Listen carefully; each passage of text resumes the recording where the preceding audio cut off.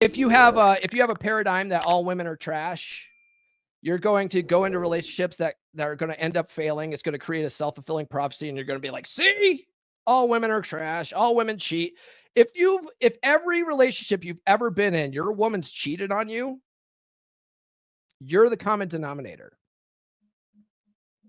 I dated it in an opposite direction. I dated a chick, and she's been on the podcast. If you guys go back to the early days of the podcast, Marine Corps chick was on the podcast, I think twice. And I dated her for like 3 months. And one of the things that she pointed out in that short relationship was that every guy she's ever been with cheated on her. And what I realized after that relationship was that she was the common denominator, right? There was a reason why I broke up with her. There was a reason for that.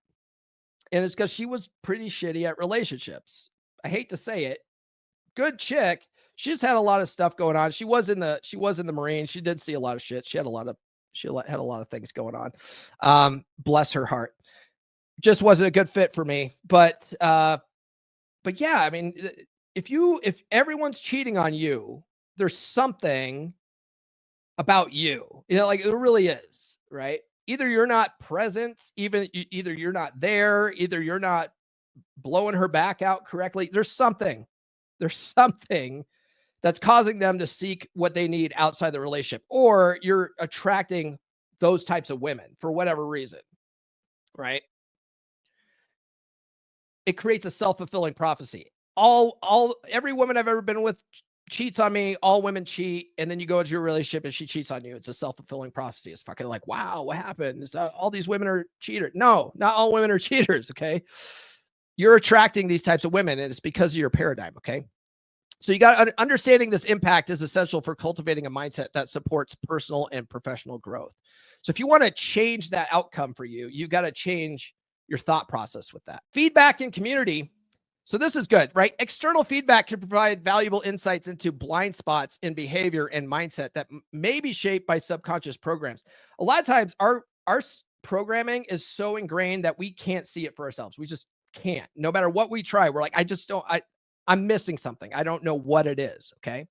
So if you engage with people that can help you, guys that are on the same path that can help you, that'll help you recognize these subconscious paradigms. I talk about the beer club. Oh, that's the dating course one. I talk about the beer club a lot in the book, a lot, because if you need that kind of feedback, engaging with other guys that are on the same path can help you identify those limiting paradigms. Okay. We have calls once or twice a month, depends on if Brother Omega feels froggy or whatever. And then I think one of our brothers, Kamal, he lives in Europe. He wants to do a morning one sometime. So I made him a host admin so he can host one if he wants. But you can get together and just talk to the guys, and the guys will help you identify these limiting paradigms. It's only $10 a month. Okay. So get in the community and we can help you with that sort of thing. I talk about that throughout the book. Emotional engagement, right? So strong emotions tied to beliefs enhance the likelihood of those beliefs taking root in the subconscious. We talked about that already. You've got to, when you're practicing your visualization, if your mindfulness, your affirmations, whatever you're doing, you want to put some emotion behind it. It's really easy to do if you're doing the visualization exercises, right? If you're doing visualization exercises and imagining life the way you want it to be, engage all of your faculties. Okay. Think about your touch, right? What is the breeze like? What's the air feel like? Is it cold? Is it warm? Right? Think about how the air smells. What's the air smell like in your new vision, right? What do you hear? Do you hear cars in the background? Do you hear birds chirping? Like, what do you hear? Right? All that kind of stuff.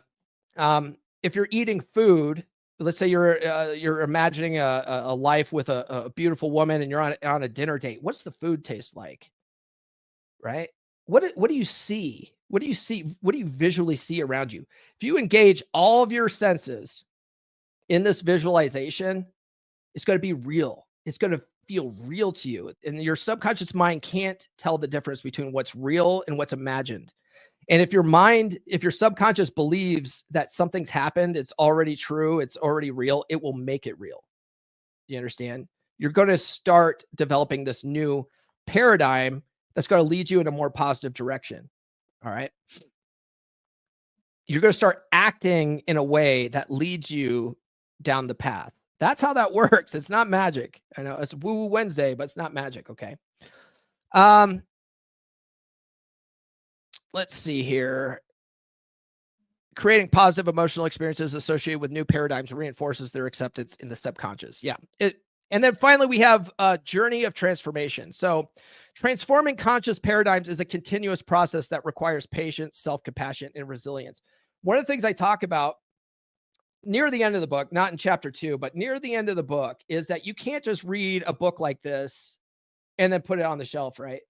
And then expect magical changes. It doesn't work that way. Reprogramming your paradigms is a conscious process and a continuous process. You have to keep going. You have to keep practicing this stuff, probably for the rest of your life. Because if you're my age, right, 45, and you've got over 40 years, over 4 decades worth of programming, you can't undo that after reading a book that's about a 5-hour long, book. You can't. So you got to read this multiple times. Okay. You got to keep doing the practices in this book multiple times. It's a continuous process. The work never stops. Oh, that sounds exhausting. It's not exhausting once you make it a habit. Once you make it a habit, it's just something you do on a daily basis. It's just like brushing your teeth, right? Brushing your teeth. Oh, it's exhausting. Well, looking at some of your fucking grills out there, I could see why you might think that.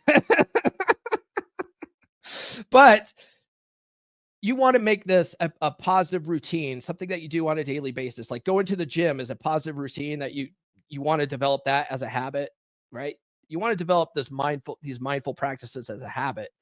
And the more you do it, the more positive your life's going to become. And you're going to look back on your life in 5 years and go, holy shit, how did I get here? This is how. Okay? This is how. New episodes every Monday, Wednesday, and Friday. Subscribe now.